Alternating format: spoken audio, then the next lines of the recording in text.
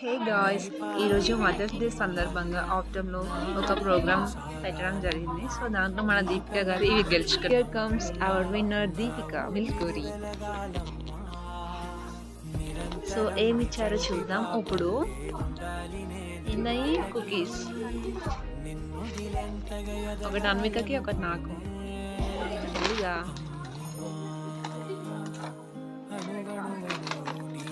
Okay, so ఇది special chocolate. Happy mother's day Deepika Milkuri. This is honey bottle. She got honey bottle.